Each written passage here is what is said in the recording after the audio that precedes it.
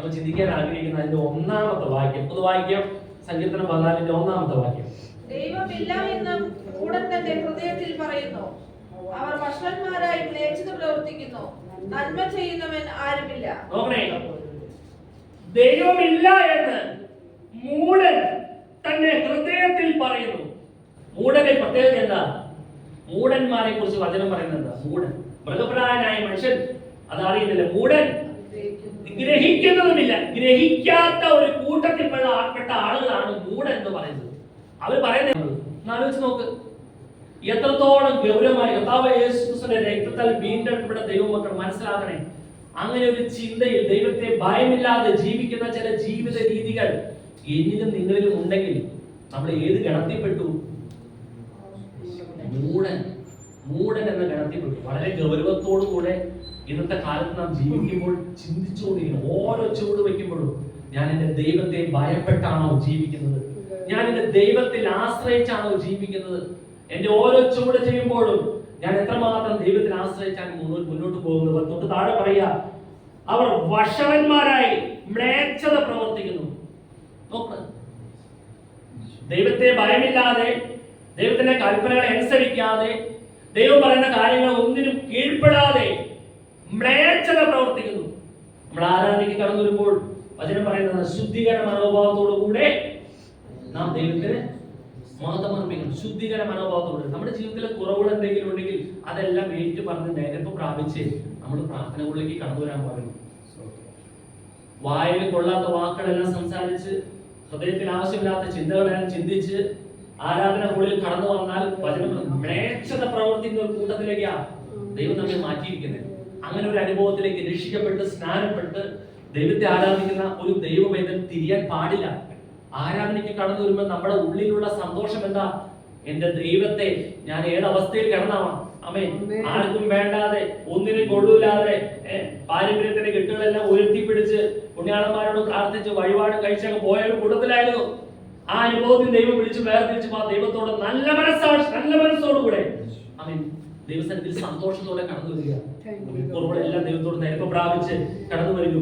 പിന്നെ അങ്ങനെ ദുഷ്ടന്മാരുടെ അനുഭവത്തില് അവർക്ക് എന്തുണ്ടാകില്ല? മൂഢന്മാരുടെ അനുഭവത്തില് നന്മ പ്രവർത്തിക്കില്ല. നന്മ എന്ന കാര്യം അവരുടെ ജീവിതത്തിൽ കാണാൻ പോലും കഴിയില്ല. അവർ നന്മ പ്രവർത്തിക്കുന്നതുമില്ല. എന്ന് നമ്മെ സംബന്ധിച്ച് അങ്ങനെയാണോ? നമ്മുടെ ദൈവമക്കളെ കുറിച്ച് എങ്ങനെയാണ്? നമ്മൾ എന്താ ചെയ്യുന്നത്? ഒരു നന്മയുടെ മനസ്സ് നമുക്കില്ലേ? നമ്മൾ നന്മ ചെയ്യുന്ന ഒരു കൂട്ടത്തിലാണ്. നമ്മുടെ ഏതെങ്കിലും കൂട്ട സഹോദരന്മാർക്ക് എന്തെങ്കിലും ഒരു ആവശ്യമുണ്ടെന്ന് മനസ്സിലായോ നമ്മൾ അതിന് എന്ത് ചെയ്യും? ഒരു മുൻകൈ എടുക്കും. നന്മ ചെയ്യാൻ അവസരമുള്ളപ്പോൾ, പ്രാപ്തിയുള്ളപ്പോൾ ചെയ്യാതിരിക്കരുത്, അത് ചെയ്യുക. ഹല്ലേലൂയ. അവിടെയെല്ലാം ദൈവം നമ്മെ അനുഗ്രഹിക്കും. അതിനുള്ള ബന്ധത്തിൽ ഒന്ന് രണ്ട് വിഷയങ്ങൾ നമുക്ക് ചിന്തിക്കാം. ഈ ദുഷ്ടന്മാരെ കുറിച്ച്, ഈ മൂഢന്മാരായ ചില വ്യക്തികളെ കുറിച്ച് വചനം പറയുന്നു. അവർക്ക് ദുഷ്ടത വലിയേറിയതാ. ആ വചനത്തിലേക്ക് കടന്നു പോകാം. ഉൽപ്പത്തി പുസ്തകം 6-ാം അധ്യായം 15-ാമത്തെ വാക്യം. ദൈവം ഇല്ല എന്ന് മൂഢൻ പറയുമ്പോൾ ആ അനുഭവത്തിൽ ചിന്തിക്കുന്ന ചില മനുഷ്യർ, ദുഷ്ടത പ്രവർത്തിക്കുന്ന അനുഭവത്തിൽ, ദുഷ്ടമായ ആരും ദൈവത്തെ തിരിച്ചറിയുന്നത് പോലുമില്ല. മനുഷ്യന്റെ ദുഷ്ടത വലിയതെന്നും അവന്റെ ഹൃദയവിചാരങ്ങളുടെ നിരൂപണമൊക്കെയും എല്ലായ്പ്പോഴും ദോഷമുള്ളതത്രേ എന്നും യഹോവ കണ്ടു. നോക്കിയേ, ഭൂമിയിൽ മനുഷ്യന്റെ ദുഷ്ടത വലിയത്. അതെന്താ അങ്ങനെ പറയുന്നത്?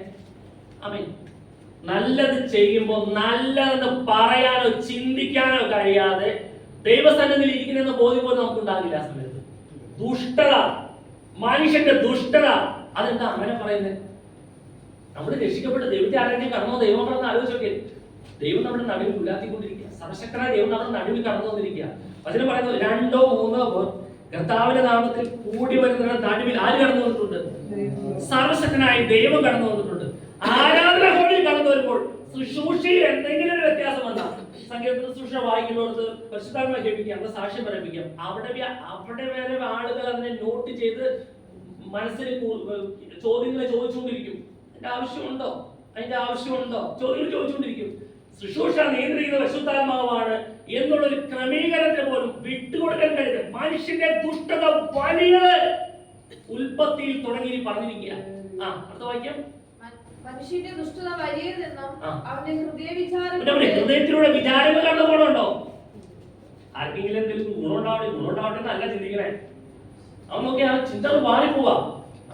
ആ ഹൃദയ വിചാരങ്ങൾ എല്ലായ്പ്പോഴും ദോഷമുള്ളത് നോക്കിയേ, ആ അനുഭവത്തിൽ ചിന്തിച്ചു നോക്കിയേ. അവന്റെ നിരൂപണങ്ങൾ എല്ലായ്പ്പോഴും ദോഷമുള്ളത്. നല്ലത് കണ്ടാൽ നല്ലതെന്ന് പറയാൻ കഴിയാതെ, അവനെ വളർത്താൻ കഴിയാതെ, അവനെ എങ്ങനെയെങ്കിലും എന്ന് നമ്മളേലും കീഴ്പ്പെട്ടിരിക്കുക. അവനെ എപ്പോഴും ഒന്ന് ശാന്തമായി പോയാൽ മതി അല്ലെ? അങ്ങനെ ചിന്തിക്കുന്ന കൂട്ടരെ കണ്ടിട്ടുണ്ടോ?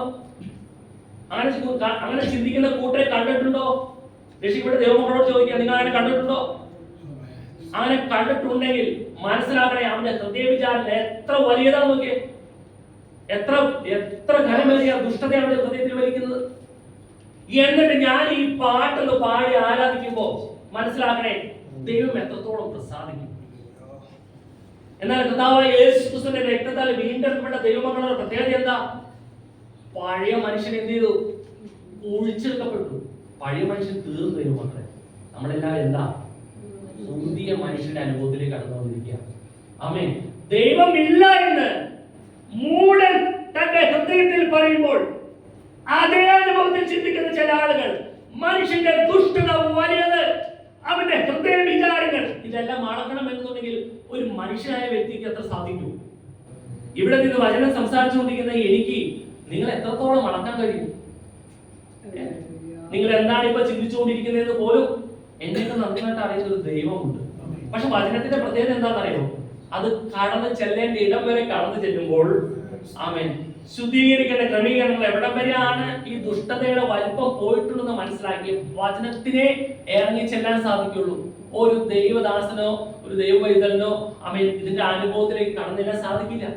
പക്ഷെ വചനം അത് കടന്ന് ചെല്ലേണ്ട ഇടം വരെ കടന്നു ചെന്ന് ആമേൻ അതിനെ ക്രമീകരിക്കും. നമ്മള് അപ്പുറത്തെ ഞാൻ തുടങ്ങിയ സമയത്ത് ശ്യാമ വായിച്ച സങ്കീർത്തനത്തിൽ അതിവേഗം പാഞ്ഞു പോകുന്ന വചനം, അതിവേഗം പാഞ്ഞു ചെല്ലുന്ന വചനം, അത് അതിന്റെ പ്രവൃത്തി തികച്ചിട്ടേ മടങ്ങി വരികയുള്ളൂ. വചനം അങ്ങ് ചെന്ന് ക്രിയ ചെയ്യും. അങ്ങനെ ക്രമീകരിക്കാൻ കഴിയാതെ അവിടെ നിന്ന് ഉരുളുമ്പോൾ എന്ത് സംഭവിക്കും? നമ്മുടെ മുഖത്ത് അങ്ങ് വെളിപ്പെടും. നമ്മുടെ മുഖത്ത് വെളിപ്പെടും. മുഖത്ത് വെളിപ്പെടുമ്പോൾ ആര് വിവേചിക്കും? ആത്മീയൻ സകലത്തെ വിവേചിക്കും. ആമേൻ ആമേൻ സ്തോത്രം. അവൻ മുഖം എപ്പോഴും എന്തുവായിരിക്കണം? പ്രസാദമുള്ള ഒരു ദൈവത്തിന്റെ പ്രത്യേകത എന്താ? മുഖത്ത് എന്ത് വെളിപ്പെടും? വെളിച്ചവും. ആമേൻ. ദൈവത്തിന്റെ പ്രകാശം പ്രകാശം അത് വെളിപ്പെട്ടുകൊണ്ടിരിക്കും. ആ മുഖത്തേക്ക് നോക്കുമ്പോൾ പേടി തോന്നും? പേടി തോന്നില്ല. അതിന്റെ കാരണം എന്താ? ആമേൻ ആമേൻ സർവശക്തനായ ദൈവത്തിന്റെ തേജസ്സ നമ്മുടെ മുഖത്തേക്ക് വെളിപ്പെടുന്നത്. അവിടെ നമ്മൾ ഭയത്തിന്റെ ചിന്ത കടന്നു വരേണ്ട കാര്യമില്ല. എന്നാൽ ചില വ്യക്തികളെ നോക്കുമ്പോൾ ആമേൻ അനുഭവത്തിൽ കടന്നു വരുന്ന കാരണം എന്താ? വചനം പറയും മനുഷ്യന്റെ ദുഷ്ടത വലിയത്, അവന്റെ ഹൃദയ വിചാരങ്ങൾ ദോഷമുള്ളത്. ആമേൻ. ഇത് പഴയ നിയമത്തിലെ ഒരു അനുഭവത്തിൽ നമ്മൾ ചിന്തിക്കുക. അപ്പോൾ തന്നെ സങ്കീർത്തനം പറയാം, ദൈവം ഇല്ല എന്ന് മൂഢൻ തന്റെ ഹൃദയത്തിൽ പറയുന്നു. അടുത്തത് നമ്മൾ ചിന്തിക്കാം, നന്ദി കാണിക്കാത്ത ചില അനുഭവത്തിൽ. റോമർക്ക് 1-ാം അധ്യായം അതിന്റെ 21-ാമത്തെ വാക്യം.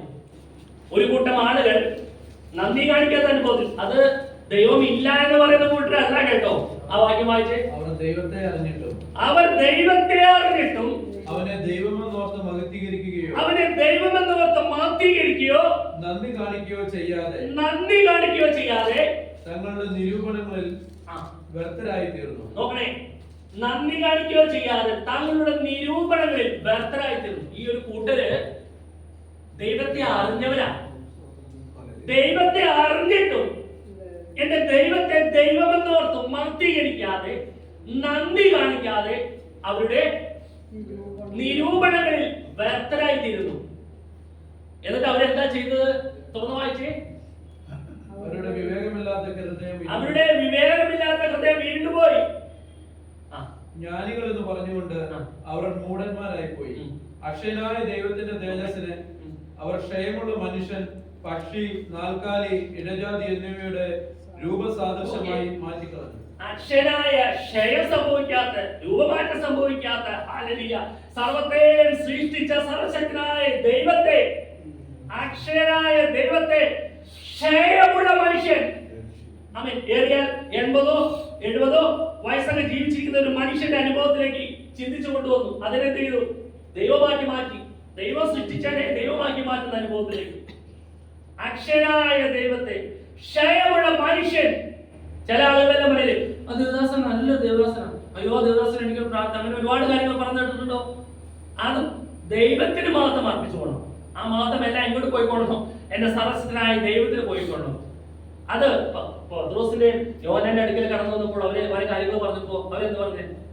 ഞങ്ങൾ സാധാരണ മനുഷ്യരത്രേ, മഹത്വം എല്ലാം ദൈവത്തിന് അർപ്പിച്ചു, ഒരു പുകഴ്ച ശ്രേഷ്ഠത്തെ അവരാരും എടുത്തില്ല എന്നതുപോലെ ഹാലലിയ ചില ആളുകൾ നമ്മുടെ കൂട്ടത്തിലേക്ക് തന്നെ ചിന്തിച്ചു നോക്കി. ദൈവത്തെ അറിഞ്ഞവര് ചിന്തിച്ചു നോക്കി. ആ പാസ്റ്റർ ഒന്ന് പ്രാർത്ഥിച്ചാലേ എന്നുള്ളൂ, പ്രാർത്ഥിച്ചാല് നമുക്ക് അഭിഷേകം പ്രാപിച്ച ദൈവമകളെ ഹാലി നമ്മുടെ കുടുംബങ്ങളെ പോലെ വിഷയങ്ങൾ വരുമ്പോൾ സൗമ്യക്കാന്ന് ശക്തമായി പ്രാർത്ഥിച്ച പോലെ പുരുഷൻ മാത്രമല്ല സ്ത്രീകൾക്കും അഭിഷേകം ലഭിച്ചിട്ടുണ്ട്. അമ്മേ, ഞാൻ സൗദിയിലായിരുന്ന സമയത്തൊക്കെ ഓരോ വിഷയങ്ങൾ ഉണ്ടാകുമ്പോ എന്നെ വിദ്യമിച്ച് അമ്മച്ചത് ചേച്ചി ഒരൊറ്റ ശാസ്ത്രയിൽ ഒരു പ്രാർത്ഥന പ്രാർത്ഥിച്ച അന്നേരം വിടുതലായി പോയി. ആമേ, വലിയ ഓരോരോ അനുഭവത്തിൽ ഞാനൊന്ന് പറയുമ്പോൾ ഓടിച്ചത് പോട്ടെ. ഞങ്ങളുടെ അവിടെ പശുവിനെ വളർത്തുന്ന ഒരു അനുഭവം ഉണ്ടായിരുന്നു. പെട്ടെന്ന് പശു തളർന്ന് കൊഴിഞ്ഞു വീണു. ഒരു വല്ലാത്ത അവസ്ഥയിൽ അവരുടെ ഉപജീവനം അതായിരുന്നു. അന്ത സ്പോട്ടിൽ വെല്ലുവിളിച്ചൊന്നും പ്രത്യേകിച്ചൊന്നും ചെയ്യാൻ പറ്റിയില്ല. വെല്ലുവിളിച്ച് അവിടെ നമ്മുടെ ശാസ്ത്ര അന്യഭാഷ പ്രാർത്ഥിച്ചു ഒരൊറ്റ വിട്ടുപോട്ടെ എന്ന് പറഞ്ഞാൽ പശു അവിടെ ചാടി എന്നിട്ട് കൈ കാലൊക്കെ ചവിട്ടി വിട്ടു, വാലൊക്കെ ആട്ടി നേരെ, ഒരു കുഴപ്പമില്ല. നോക്കി അഭിഷേകം പ്രാപിച്ച ദൈവമക്കൾ ഹല്ലേലൂയ ഭയം കൂടാതെ ഹല്ലേലൂയ ഓൺ ദ സ്പോട്ടിൽ ദൈവത്തിന്റെ മഹത്വം വെളിപ്പെടുത്തണം. അക്ഷരായ ദൈവത്തെ ക്ഷയമുള്ള മനുഷ്യൻ, നാൽക്കാലി, പിന്നെ ഇഴജാതി എന്നിവിടെ രൂപസാക്ഷ്യമാക്കി മാറ്റി. ദൈവം സൃഷ്ടിച്ചതിനെ എന്ത് ചെയ്തു? ദൈവമാക്കി മാറ്റി. ഈ കൂട്ടർ ആരാ? അവർ ദൈവത്തെ അറിഞ്ഞിട്ടും അവരെ ദൈവമെന്നോർത്ത് മാറ്റിയിരിക്കാതെ നന്ദി കാണിക്കാതെ പോകുന്ന ഒരു കൂട്ടം ആളുകൾ ദൈവം സൃഷ്ടിച്ചതിനെ ദൈവമാക്കി മാറ്റി. ഇത് ദൈവം സഹിക്കോ? ഇത് ദൈവത്തിന് ഇഷ്ടപ്പെടുവോ? ആമേൻ. നമ്മുടെ മക്കള് വേറെ ആരെയും അമ്മാന്ന് വിളിച്ചു കഴിഞ്ഞാൽ അത് അപ്പനും അമ്മയും ആവോ? അത് അപ്പനും അമ്മയും ആവില്ല. അവരുടെ മാതാപിതാക്കൾ ജീവിച്ചിരിക്കുമ്പോൾ അത് അവരെ തന്നെയാണ് അതിന്റെ അപ്പനും അമ്മയെന്ന് പറയുന്നത്. മറ്റുള്ളവർ വിളിക്കുമ്പോൾ നമുക്ക് ഇത് മാത്രം വിഷമം തോന്നും അല്ലെ? എന്നതുപോലെ തന്നെ ദൈവം സൃഷ്ടിച്ച് ഭൂമിയിലാക്കി വെച്ചത് ആ ദൈവം തന്നെ ആ മഹത്വം എടുക്കുന്നത്. ദൈവത്തിന് ആ മഹത്വം കിട്ടേണ്ടത്. ആ മഹത്വം വേറൊരാളെടുത്താൽ ദൈവം സമ്മതിക്കോ? തന്റെ മഹത്വം ആർക്കും വിട്ടുകൊടുക്കില്ല ആ ദൈവത്തിന്റെ അനുഭവത്തിൽ. അപ്പോൾ തന്നെ സങ്കീർത്തനക്കാരൻ പറയാ, ദൈവം ഇല്ല എന്ന് മൂഢൻ തന്നെ ഹൃദയത്തിൽ പറയുന്നു. ഒരു മൂഢന്റെ അനുഭവത്തിലേക്ക് ദൈവത്തെ അറിഞ്ഞ ദൈവമകൾ എന്ത് ചെയ്യാൻ പാടില്ല? മാറാൻ പാടില്ല. വ്യവസ്ഥ പ്രകാരം ജീവിക്കാൻ നാം ഓരോരുത്തരും ബാധ്യസ്ഥരാണ്. യേശുവിന്റെ രക്തത്താൽ വീണ്ടെടുക്കപ്പെട്ട ദൈവമക്കളാണെങ്കിൽ ക്രിസ്തു കാണിച്ച മാതൃപ്രകാരം ജീവിക്കാൻ ഞാനും നിങ്ങളും യോഗ്യരായവരാണ്. അതുകൊണ്ടാണ് ദൈവം നമ്മെ തിരഞ്ഞെടുത്തത്. ഈ അനുഭവത്തിൽ ജീവിക്കാതെ ദൈവത്തിന് വിരുദ്ധമായി പ്രവർത്തിച്ചാൽ നാം കർത്താവായ യേശു ക്രിസ്തു ലോകമാനം വരുന്ന അനുഭവത്തിലേക്ക് കടന്നു പോകും. ആമേൻ. അപ്പോൾ ഹല്ലേലൂയ നന്ദി കാണിക്കാത്ത ഒരു അനുഭവത്തിൽ അത് വായിക്കാൻ നമുക്ക് നല്ലത് പറയാൻ കഴിയാതെ വണ്ണം. ആമേൻ. മത്തായി സുവിശേഷം 12:34. മത്തായി 12:34. നിങ്ങൾ ദുഷ്ടരായിരിക്കെ നല്ലത് സംസാരിക്കുവാൻ എങ്ങനെ കഴിയും? ഹൃദയം നിറഞ്ഞു കവിയുന്നതിൽ നിന്നല്ലോ വായു സംസാരിക്കുന്നത്. നല്ല മനുഷ്യൻ തന്നെ നല്ല നിക്ഷേപത്തിൽ നിന്നും നല്ലത് പുറപ്പെടുവിക്കുന്നു. ദുഷ്ടമനുഷ്യൻ ദുർനിക്ഷേപത്തിൽ നിന്ന് തീയത് പുറപ്പെടുവിക്കുന്നു. സങ്കീർത്തനത്തിൽ പറയുന്നത് ദൈവമില്ല എന്ന് മൂഢൻ തന്നെ ഹൃദയത്തിൽ പറയുമ്പോൾ, ആമേൻ, മത്തായി സുവിശേഷത്തിൽ പറയുക ഹൃദയം നിറഞ്ഞു കവിയുന്നല്ലോ വായു പ്രസ്താവിക്കുന്നത്. അതോടൊപ്പം തന്നെ ഹൃദയം നിറഞ്ഞു കവിയുന്നല്ലോ നമ്മുടെ മുഖം വെളിപ്പെടുത്തുന്നു പറഞ്ഞാലോ അവിടെ എല്ലാവർക്കും ഏകദേശം കാര്യങ്ങൾ മനസ്സിലാവും. വായു നിറഞ്ഞ വിടാതിരിക്കാൻ കുറെ പേർക്ക് കഴിയും. ആമേൻ. അതോടൊപ്പം തന്നെ നമ്മുടെ മുഖത്ത് അത് തെളിച്ചം കൊണ്ടുവരാൻ കഴിയും. നമ്മൾ അങ്ങനെയുള്ള പാപങ്ങൾക്ക് കീഴ്പ്പെടുന്നില്ല എങ്കിൽ നമ്മുടെ മുഖം എപ്പോഴും എന്തായിരിക്കും? ഒരു കുഴപ്പമില്ലാതെ സന്തോഷമായിട്ടിരിക്കും. അതിന്റെ ഉള്ളിൽ ആ വായിച്ച വചനം എന്നോടാണെന്നൊരു ബോധ്യമുണ്ടെങ്കിൽ മുഖത്ത് നോക്കിയ വെളിപ്പെടും. ആമേൻ. ദൈവത്തിന്റെ മുഖത്ത് എപ്പോഴും എന്തുണ്ടെങ്കിൽ ആ ദൈവിക തേജസ് ഉണ്ടാവും. ഈ തേജസ്സിന് ക്ഷയം പറ്റിയതെപ്പോഴാ? വാട്ടം പറ്റിയതെപ്പോഴാ? പാപം ചെയ്തു.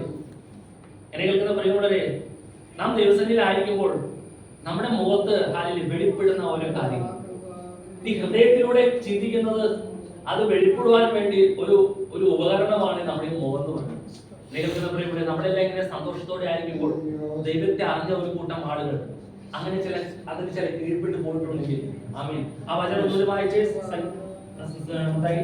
നല്ലത് നിങ്ങൾ നല്ലത് സംസാരിപ്പാൻ എങ്ങനെ കഴിയും? എങ്ങനെ കഴിയും? ഹൃദയം നിറഞ്ഞു കവിയുന്നല്ലോ. അപ്പൊ നോക്കേ, ഈ ഒരു സമയത്ത് നമ്മൾ ഒരു സമയത്ത് ദുഷ്ടരായിരുന്നു. ആ സമയത്തുണ്ടായിരുന്ന അനുഭവത്തിൽ നിന്ന് ദൈവം നമ്മെ ഇതിലേക്ക് വിളിച്ചു. രാജകീയ പുരോഹിത വർഗമാക്കി എന്നെ നിങ്ങൾ മാറ്റി. അങ്ങനെ ഇരിക്കുന്ന നാം നമ്മുടെ ഹൃദയം നിറഞ്ഞ് കവിയുന്നത് ആമേൻ സന്തോഷത്തിന്റെ വാക്കുകളായിരിക്കണം, അനുഗ്രഹത്തിന്റെ വാക്കുകളായിരിക്കണം. നമ്മുടെ ഹൃദയത്തിൽ ചിന്തിച്ചുകൊണ്ടിരിക്കുന്നത് ആമേൻ ദൈവത്തിന്റെ പ്രസാദമുള്ള ചിന്തയായിരിക്കണം. അതിന്റെ കാരണം ആമേൻ 6 ദിവസം വേല ചെയ്ത് 7-ാം ദിവസം മറ്റുള്ളതെല്ലാം മാറ്റിവെച്ച് ഞാൻ എന്റെ കർത്താവിന് മാത്രം അർപ്പിക്കാൻ വേണ്ടി കടന്നു വന്നിരിക്കുക. ഈ ഇരിക്കുന്ന ഒരു അനുഭവം ദൈവം നമ്മളെ പ്രസാദിക്കുവാൻ, ദൈവത്തിന് തിരികെ നന്ദി അർപ്പിക്കുവാൻ വേണ്ടി നാം സഭയെ കുടുംബമായി ചേർന്ന് കടന്നു വന്നിരിക്കുക. നമ്മുടെ ഹൃദയത്തിൽ ഒരു ദുഷ്ട വിചാരം പാടില്ല. ആമേൻ. നമ്മുടെ ഹൃദയത്തിൽ കവിയുന്നത് അനുഗ്രഹത്തിന്റെ ചിന്തകളിലൂടെ മാത്രമായിരിക്കണം. മറ്റുള്ള ചിന്തകളിലൂടെ കടന്നുപോയാൽ കേൾക്കുന്ന പ്രിയമുള്ളവരെ, പിശാച് എന്തുമാത്രം ആമേൻ നമ്മെ എടുത്ത് ഉപയോഗിക്കുന്നു ആലോചിച്ച് നോക്കേ. അങ്ങനെ ചിന്തകളെല്ലാം കീഴ്പ്പെട്ടു പോയാൽ അത് കീഴ്പ്പെടാതെ നമ്മെ സൂക്ഷിക്കുന്നത് ദൈവത്തിന്റെ ആത്മാവാ. സകല സത്യത്തിലും നമ്മെ വഴി നടത്തുന്ന പരിശുദ്ധാത്മാവ് നമ്മെ കാത്ത് പരിപാലിക്കുന്നുണ്ട്. ഇന്ന് ഇവിടെ കടന്നു വരുവാനും ഇതുപോലെ ഇന്ന് കർത്താവിനെ മാത്രം അർപ്പിക്കുവാനും പാട്ടുപാടുവാനും സ്തുതിക്കുവാനും നമ്മെ ബലപ്പെടുത്തിക്കൊണ്ടിരിക്കുന്നത്. നോക്കിയേ, നല്ലത് പറവാൻ പോലും കഴിയാതെ വണ്ണം. അടുത്തത് വെളിച്ചത്തിലേക്ക് വരുന്നുമില്ല. ആ വാക്യം വായിക്കാൻ യോഹന്നാൻ സുവിശേഷം 3-ാം അധ്യായം 19-20 വാക്യം.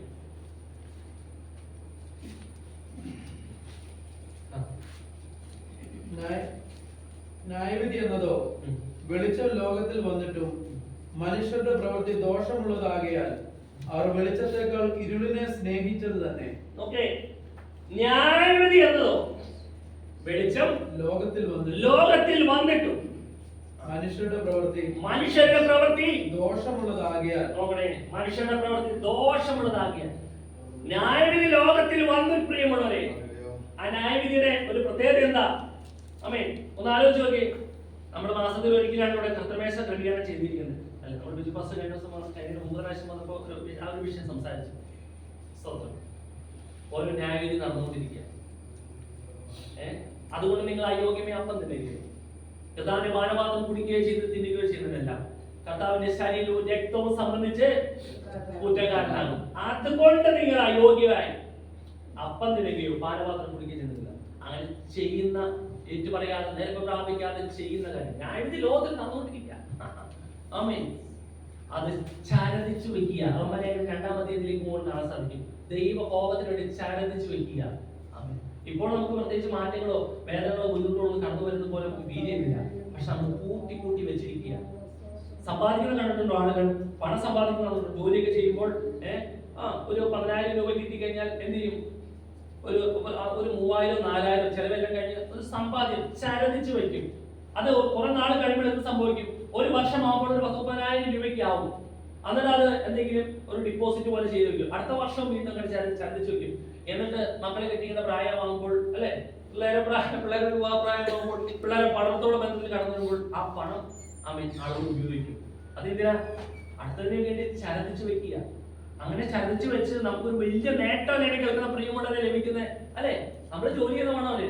അതുപോലെ തന്നെ ദൈവം നമുക്ക് ഭൂമിയിൽ തന്ന ഓരോ ദിവസവും നമ്മൾ ചെയ്യുന്ന ഓരോ ചെറിയ തെറ്റുകളും ചരതിച്ച് കൂട്ടി വെച്ചിട്ട് ഒന്നിച്ച് മേടിക്കാൻ വേണ്ടി ഇരിക്കുക. എവിടേക്ക് പോകാനാ? അതും മേടിച്ചുകൊണ്ട് എവിടേക്ക് പോവാം? ദൈവം ഒരുക്കുന്ന ശിക്ഷയിലേക്ക് പ്രവേശിക്കുക. ആമേൻ. നമുക്ക് ഇരുട്ടുള്ള സ്ഥലത്തേക്ക് പോകണം നല്ലത്. ആമേൻ. വീതി സ്വച്ഛ സ്ഫടികത്തുല്യ തങ്കനിർമ്മിതമായ പട്ടണത്തിലൂടെ നടന്നാൽ പോലെ. അതല്ലേ നമുക്ക് വേണ്ട പ്രത്യേകത, അതല്ലേ നമുക്ക് വേണ്ടത്. അതിന് വേണ്ടിയിട്ടല്ലേ നമ്മള് ഈ മറ്റുള്ള അനുഭവത്തിന്റെ എല്ലാം വിട്ട് മറ്റുള്ള ആ ലോകപരമായ ജീവിതം എല്ലാത്തിനും വേർപെട്ട് ദൈവത്തിന്റെ പൈതൽ എന്ന അഭിമാനത്തോടെ ജീവിക്കുന്നത്. വളരെ ഗൗരവത്തോടെ ജീവിക്കണം. തുറന്നു വായിച്ചേ.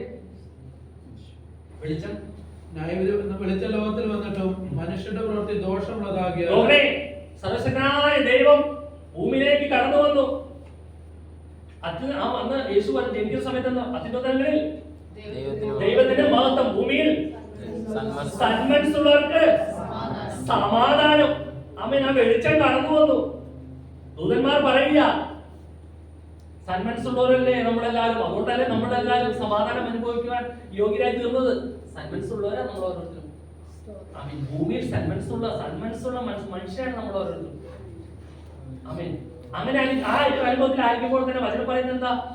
അവർക്ക് സമാധാനം, നമ്മുടെ സമാധാനത്തിന് കോട്ടം വരുന്ന ചിന്തകൾ കടന്നു വരുമ്പോൾ ദൈവം തന്ന കൃപയ്ക്ക് ഒത്തവണ്ണം അതിനെ ശാസിച്ച് ബലപ്പെടണം. അതിൽ ചിലപ്പോൾ നമ്മെ സഹായിക്കുന്നത് ചില സമയത്ത് ഞാനൊന്ന് തളർന്നു പോയപ്പോൾ എന്നെ ബലപ്പെടുത്തിയ സഹോദരന്മാരും പേടിക്കണ്ട, ധൈര്യമായിട്ട് പ്രാർത്ഥിക്കാം. ബലപ്പെടുന്ന സഹോദരന്മാരും ഞാൻ വിളിച്ചപ്പോഴും എനിക്ക് എന്റെ മനസ്സിലേക്ക്, കാരണം പിള്ളേരോടുള്ള ഒരു അറ്റാച്ച്മെന്റുള്ള ആളുകളെ ഞാൻ പെട്ടെന്ന് വിളിച്ച് സന്തോഷാനെ വിളിച്ചു. പിന്നെ വേറെ ആരും വിളിക്കാൻ തോന്നില്ല. അതോടുകൂടി സന്തോഷാനെ വിളിച്ച് സന്തോഷാനെ ഒരൊറ്റ പ്രാർത്ഥന പ്രാർത്ഥിച്ചു. ഇത് കേട്ട യേശുവിന്റെ രക്തത്താൽ ജയമെന്ന് പറഞ്ഞ് സന്തോഷനാണ് പ്രാർത്ഥിച്ചു. സ്പോട്ടിൽ ഞാൻ ശാന്തായി. പറഞ്ഞതിന് മുന്നേ ബാനറിനെ വീണ്ടും വിളിച്ചു. ഞങ്ങൾ ബാനറിനെ എങ്ങനെയാ സംഭവം, ഇപ്പൊ ദൈവത്തിന്റെ കൃപയാലാണ് സന്തോഷാനിക്കുന്നത്.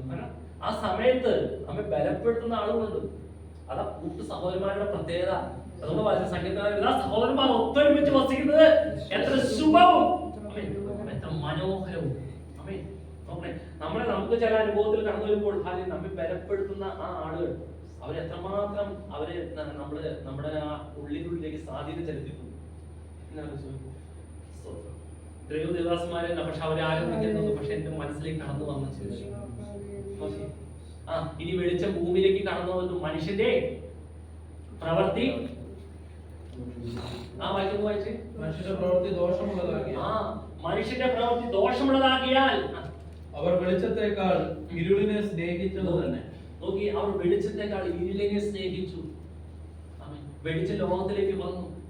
ഇതിന് അനുഭവമായി തീർന്നു നമ്മൾ ഓരോരുത്തരും. യേശുവിന്റെ രക്തത്താൽ വീണ്ടെടുപ്പുള്ള ദൈവമക്കളായി തീർന്നു നമ്മൾ ഓരോരുത്തരും. നാം വെളിച്ചമുള്ള മക്കളാണ്. നാം കടന്നു പോകുന്ന ഇടങ്ങളിലെല്ലാം വെളിച്ചം പ്രകാശിച്ചുകൊണ്ടിരിക്കുക. അവിടെയുള്ള അന്ധകാര ശക്തികളെല്ലാം അവൻ എന്ത് ചെയ്യും? നമ്മൾ കടന്നു വരുന്ന ഇടത്തോടു കൂടെ അത് മാറിപ്പോകും. വെളിച്ചം പ്രകാശിക്കും. ഇനി ആ ഇരുളിനെ കൂട്ടുചേരുവാൻ നമുക്ക് വ്യവസ്ഥയില്ല. പക്ഷേ ആളുകൾ എന്ത് ചെയ്യുക?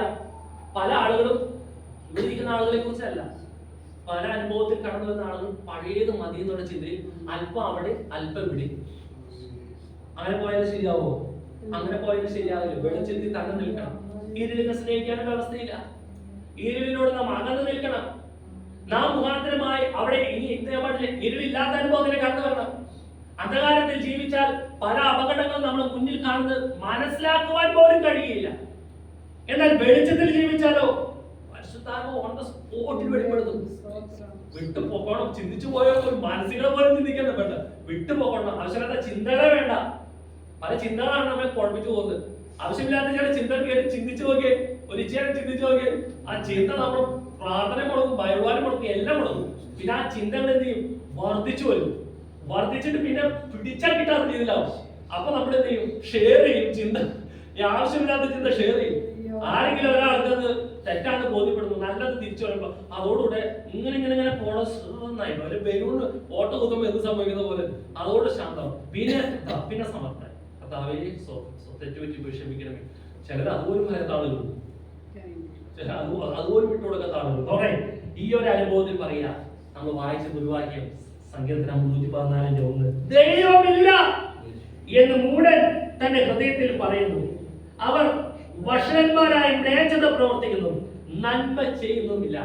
ഈ ഒരു അനുഭവത്തിൽ നിന്ന് കർത്താവായ യേശുക്രിസ്തുവിന്റെ രക്തത്താൽ വീണ്ടെടുക്കപ്പെട്ട ദൈവമക്കൾ അല്ലിയ നമ്മൾ മനസ്സിലാക്കണേ. നാം ഏത് അനുഭവത്തിൽ മുന്നോട്ട് പോയതാ? ആ വാക്യം എഫേസ്യത്തിലെ 2-ാം അധ്യായം 1-3 വാക്യങ്ങൾ. എഫേസ്യർ 2:1-3 വാക്യം. അതിക്രമങ്ങളാലും പാപങ്ങളാലും മരിച്ചവരായിരുന്ന നിങ്ങളെയും അവർ ഉയർപ്പിച്ചു. അവയിൽ നിങ്ങൾ മുമ്പേ ഈ ലോകത്തിന്റെ കാലഗതിയെയും ആകാശത്തിലെ അധികാരത്തിനും അനുസരണക്കേടിന്റെ മക്കളിൽ ഇപ്പോൾ വ്യാപരിക്കുന്ന ആത്മാവിനും അധിപതിയായവനെയും അനുസരിച്ച് നടന്നു. അവരുടെ ഇടയിൽ നാം എല്ലാവരും മുൻപേ നമ്മുടെ ജഡമോഹങ്ങളിൽ നടന്നു, ജഡത്തിനും മനോവികാരങ്ങൾക്കും ഇഷ്ടമായത് ചെയ്തുകൊണ്ട് മറ്റുള്ളവരെ പോലെ പ്രകൃതിയാൽ കോപത്തിന്റെ മക്കളായിരുന്നു. മതി നോക്കേ, ഏതവസ്ഥയിൽ ജീവിച്ചാൽ നമ്മൾ ഓരോരുത്തരും. ഞാൻ 8-ാമത്തെ വാക്യം വായിച്ച് കരുണാസമ്പന്നനായ ദൈവമോ നമ്മെ സ്നേഹിച്ച മഹാസ്നേഹ നിമിത്തം അതിക്രമങ്ങളാൽ മരിച്ചവരായിരുന്നു നമ്മെ ക്രിസ്തുവിനോടുകൂടെ ജീവിപ്പിക്കുകയും കൃപയാൽ അത്രേ നിങ്ങൾ രക്ഷിക്കപ്പെട്ടിരിക്കുന്നു. ഈ ഒരു അനുഭവത്തിൽ ജീവിച്ച് ദൈവമാണ് യാതൊരു ബന്ധമില്ലാതെ പോയ അനുഭവത്തിൽ കൃപയാൽ കരുണാസമ്പന്നനായ ദൈവവും നമ്മെ സ്നേഹിച്ച മഹാസ്നേഹം ആ സ്നേഹമാണ് എന്നെ കേൾക്കുന്ന പ്രിയമുള്ളത്. ഈ ദോഷകരമായ പ്രവൃത്തിയിൽ നിന്നെല്ലാം ഒരു വിടുതൽ ആമേൻ നമുക്ക് ലഭിച്ചത്. ഹല്ലേലൂയ. നമ്മൾ പറയുന്ന പോലെ ഹല്ലേലൂയ, ഒരു ദുഷ്ടന്റെ അനുഭവത്തിൽ കടന്നു പോകാതെ, ആമേൻ അവന്റെ ഹൃദയവിചാരങ്ങൾ എത്ര വലിയതെന്ന് വചനം പറഞ്ഞു, ആ അനുഭവത്തിൽ കടന്നു പോകാതെ, ദൈവം ഇല്ല എന്ന് മൂടൻ തന്നെ ഹൃദയത്തിൽ പറയുന്ന അനുഭവത്തിൽ കടന്നു പോകാതെ, ഹല്ലേലൂയ, കൃപയാൽ കർത്താവ് യേശു ക്രിസ്തുവിന്റെ കരുണ, ആമേൻ, കർത്താവ് യേശു ക്രിസ്തുവിന്റെ സ്നേഹമാണ് നാം ഇങ്ങനെ വീണ്ടെടുത്തത്. ആ അനുഭവത്തിൽ നാം ആയിരിക്കുമ്പോൾ ഇനി ഒരിക്കലും പഴയ അനുഭവത്തിൽ കടന്നു പോകരുത്. ദൈവത്തിന്റെ സന്നിധിയിൽ കടന്നു വരുമ്പോൾ നമ്മൾ മനസ്സിലാക്കാം, ഇവിടെ ആരുണ്ട്? ദൈവം കടന്നു വന്നിട്ടുണ്ട്. ദൈവത്തിന്റെ സന്നിധിയിൽ കടന്നു വരുന്നവൻ ഓരോ വ്യക്തി മനസ്സിലാക്കണം, ദൈവം ഉണ്ടെന്ന് മനസ്സിലാക്കണം.